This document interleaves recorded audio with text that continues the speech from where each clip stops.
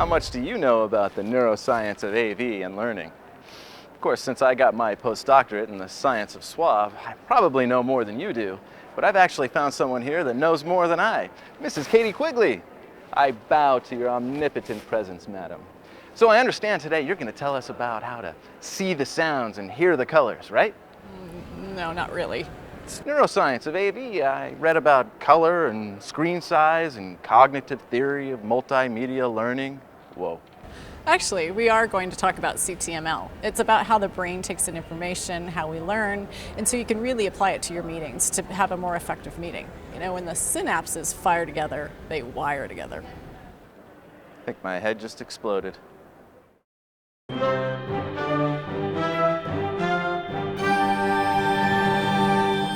I am joined by an absolute blue ribbon panel on this subject, so I want to introduce them first.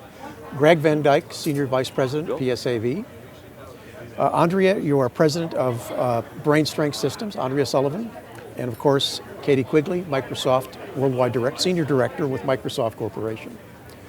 We have got a fascinating subject, audiovisual technology and adult learning in meetings, which is a lot of words to say that there's a science going on here, Greg, from what I can tell. Yeah. Can you kind of get us started and talk a little bit about it?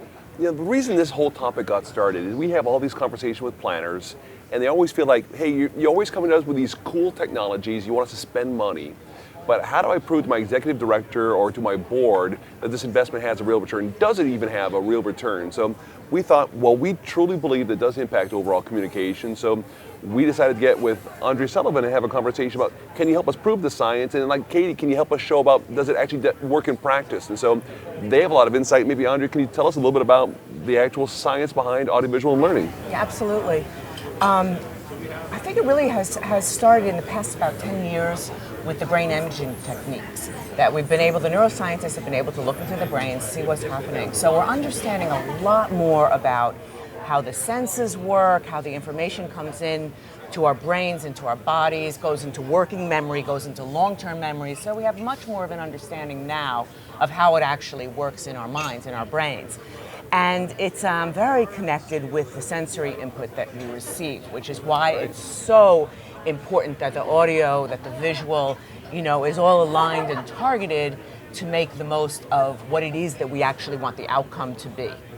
Do these principles, Andrea, because I just want to jump in and Katie, ask you a question, but these principles apply not just then, I assume, to general sessions or big meetings. Is it also smaller meetings? I mean, day-to-day meetings?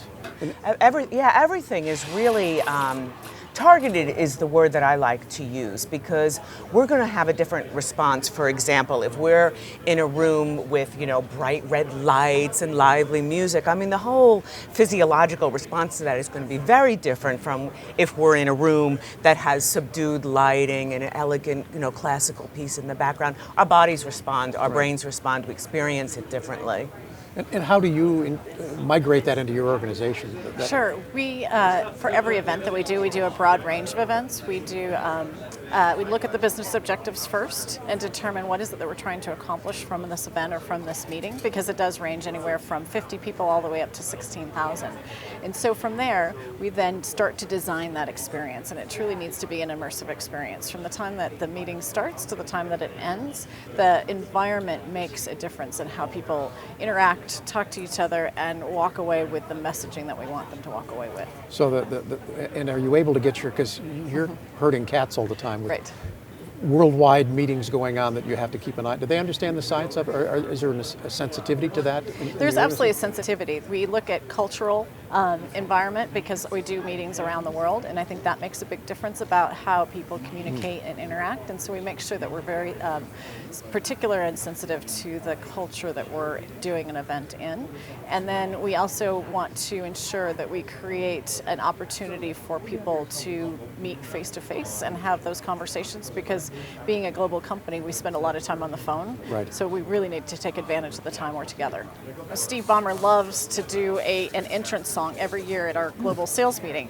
And to him, that song is more important actually than the words he says, because that song relays a message that he's trying to convey for that year. So he spends hours with our sound person trying to decide what song he's going to use that for that year. And that's what you hear people talk about at that reception the night following is, oh, the song that Steve used this year. And then it sticks with you a lot longer.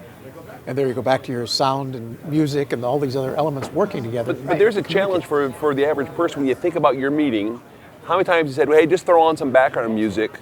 Or you got the CEO of one of the biggest companies in the world going, what's the impact I want to make? And I want to make sure it all fits together. And that's the joy of this stuff. It all does layer if you plan.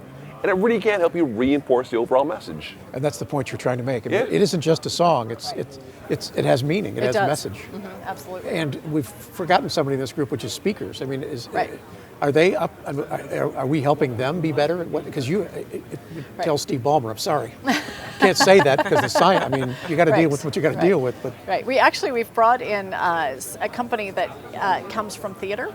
And so they're doing the speaker training as opposed to someone who has a background as a speaker. So it's a production really then. And we're doing it for anyone that may be doing a session for 20 people all the way up to our executives. yeah, it's tough in an organization of senior people who say, I have my style. I'm sorry. Right. And Some things you can't change. yeah. But you mentioned theater, and isn't this a lot of these principles in Broadway? I mean, I don't know about Broadway. I do know the speakers are embracing the science Right. just like everybody else Right. is. I mean, because it's not just about how we deliver; it's also about learning the collaborative designs and all the different interactive learning designs, so that people are engaged. Because of course, doing is one of the ways that we learn. Much more than being receptive only. So I'm sure that you guys know that as well. yeah, nobody wants to be boring. I'm sorry. I was just saying, we're going to have a session here at Convening Leaders where we're going to spend a lot of detail about some of the rules for audiovisual learning. And one of the ahas is we're not going to sit up there and just present to you for 60 minutes.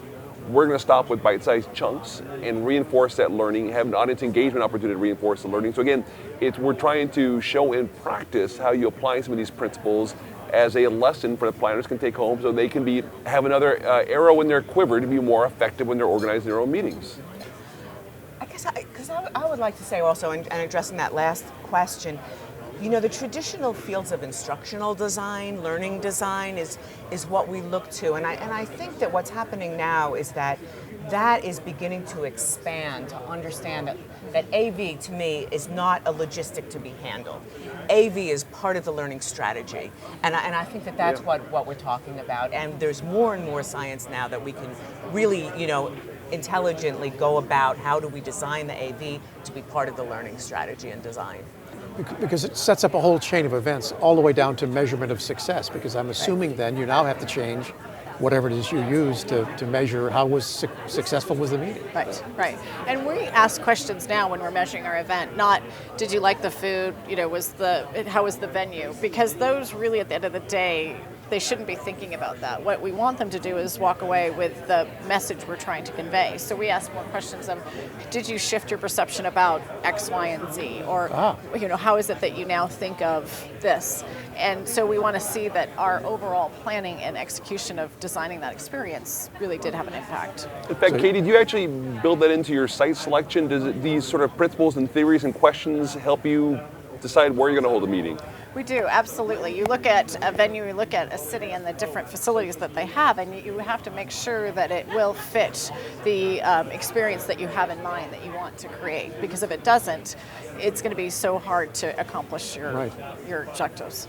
I mean, it's so interesting to have you say that, because now we're talking about attitude shift and different behaviors, which was the point of the meeting in the first place. Right. To get people to do something that you want them to do, or think or know something. Right.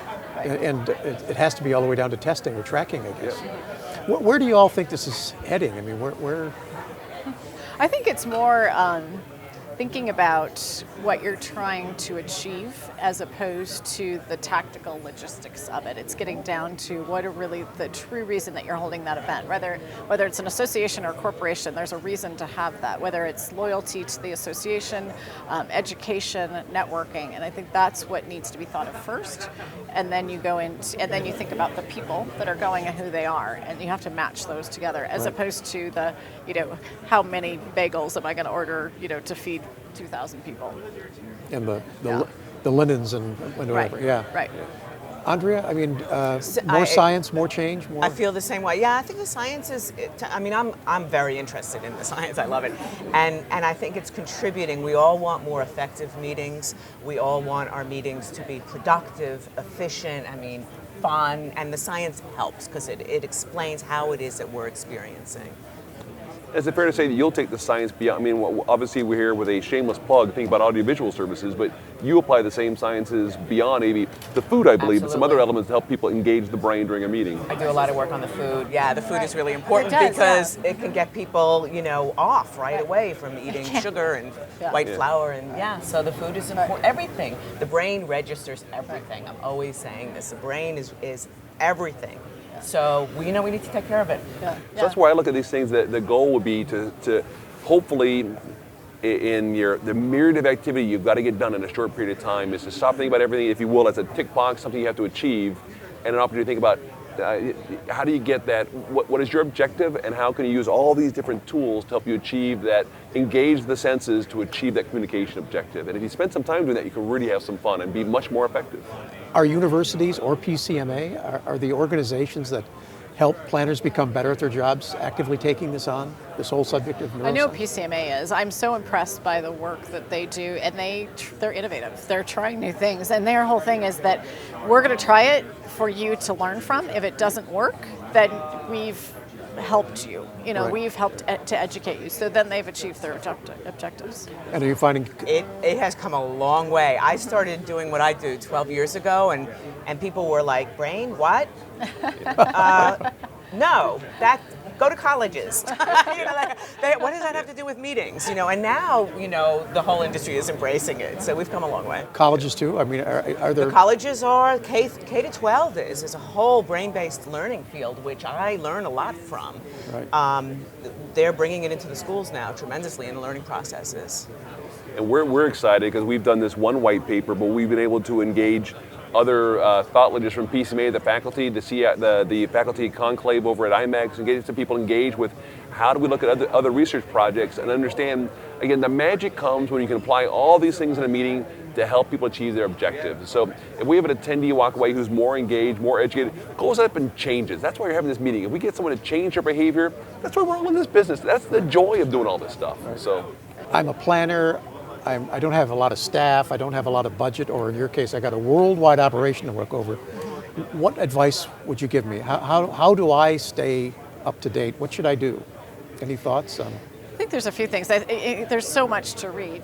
The white paper alone is a great place to start, and it's also learning from your peers and having conversations with them about things that they do, the best practices, things that they've found are effective. I think it's really, you could sit in a room by yourself and it costs nothing and think about what am I trying to achieve, and write down your objectives and Just write think down differently. characteristics of your attendees, and then take it from there, and then start to talk to other people about it.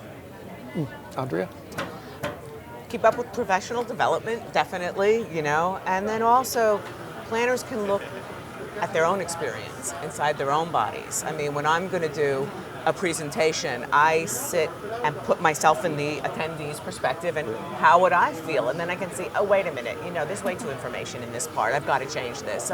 So they can look and see, how would I feel sitting in this room experiencing those, colors and that sound, and, does it need it, So use yourself. Great. Greg, And any ideas? PCMA has some great educational content, but we actually, Katie mentioned our white paper. This is our white paper that we have, and it's available for all the planners at psav.com/sensational science. That's a way for you to get a white paper which it combines a lot of detail on the science, as well as some checklists for things you can go do. You can work with your own technology providers, you can work with us, but I think if you just spend some time looking and thinking about this, as these are incredible tools that you can apply to help you achieve your communication objectives by engaging the senses to help you achieve your meeting design, I think you'd have a great experience. Perfect. Thank you, Greg. Thank you, Andrea. Thank you, Katie. Always Thank a you pleasure. very much. Appreciate your time. Absolutely. We've been fortunate to have Greg Van Dyke, Senior Vice President, PSAV, Andrea Sullivan, President, Brain Strength Systems, and Katie Quigley, Senior Director, Microsoft Corporation, speaking about audiovisual technology and adult learning in meetings.